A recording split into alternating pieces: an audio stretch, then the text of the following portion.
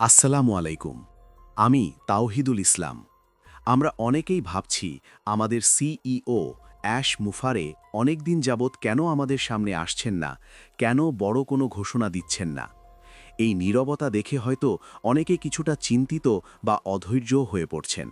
কিন্তু হাইটেক ইন্ডাস্ট্রির ইতিহাস বলে সবচেয়ে অবিশ্বাস্য গ্রোথ বা প্রবৃদ্ধি আসলে লোকচক্ষুর আড়ালে, ঠিক এই রকম নীরবতার মধ্যেই ঘটে।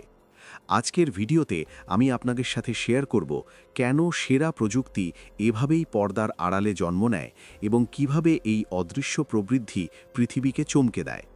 আর এই প্রবৃদ্ধির তিনটি প্রধান বৈশিষ্ট্য হল: ১. এটি স্বয়ং সম্পূর্ণ হবার প্রস্তুতি। যখন কোনো কোম্পানি বা লিডার নীরব থাকেন, তখন তারা আসলে নিজেদের শিকড় বা অবকাঠামো এমনভাবে মজবুত করেন যাতে ভবিষ্যতে কারও ওপর নির্ভর করতে না হয়।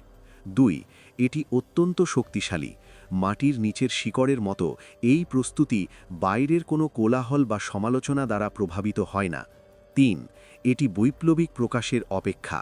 যখন এই কাজ অবশেষে পূর্ণতা পায় এবং সামনে আসে, তখন এটি কেবল প্রতিযোগিতাই করে না, বরং পুরো ইন্ডাস্ট্রিকে চমকে দেয়। চলুন এবার বিস্তারিত জেনে নিই কেন এই দীর্ঘ নীরবতা আসলে এক বিশাল বিস্ফোরণের প্রস্তুতি। আমরা যখন টেক ইন্ডাস্ট্রির প্রবৃদ্ধি বা গ্রোথ নিয়ে কথা বলি, আমরা সাধারণত ভুল জায়গায় খুঁজি। আমরা দেখি স্টকের দাম কত বাড়ল, কোন কোম্পানি কাকে কিনে নিল, কিংবা কোন সিইও আজ পডকাস্টে কি বললেন।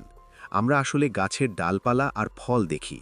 কিন্তু হাইটেক দুনিয়ায় সবচেয়ে শক্তিশালী প্রবৃদ্ধি ঘটে মাটির নিচে, শিকড়ের মতো, একদম নীরবে এবং লোকচক্ষুর আড়ালে। একেই বলা হয় অদৃশ্য প্রবৃদ্ধি বা আনসিন গ্রোথ। আর এই প্রবৃদ্ধি পৃথিবীকে বদলে দেয়। মূল বিষয় ও উদাহরণ: পুরানো মডেলে কোম্পানিগুলো চাইতো কত দ্রুত বাজার দখল করা যায় বা কত বেশি বিজ্ঞাপন দেওয়া যায়, কিন্তু এতে একটি বড় ঝুঁকি থাকে: বাইরের হস্তক্ষেপ। ধরুন একটি কোম্পানি অন্য একটি কোম্পানির সার্ভার বা চিপ ব্যবহার করছে। হঠাৎ সেই সরবরাহকারী কোম্পানি দাম বাড়িয়ে দিল বা সার্ভিস বন্ধ করে দিল, তখন ওই বড় কোম্পানিটিও বিপদে পড়বে। স্মার্ট কোম্পানিগুলো তাই এখন অন্য পথ বেছে নিয়েছে। তারা বাইরের জ্বালানি ছাড়াই চলার মতো শক্তিশালী মেশিন তৈরি করছে। একে বলে ভার্টিক্যাল ইন্টিগ্রেশন বা নিজের ওপর নিজের নিয়ন্ত্রণ। সহজ উদাহরণ দিয়ে বুঝলে, মনে করুন একটি কোম্পানি ৩ বছর ধরে একদম চুপচাপ নিজের ল্যাবে কাজ করছে।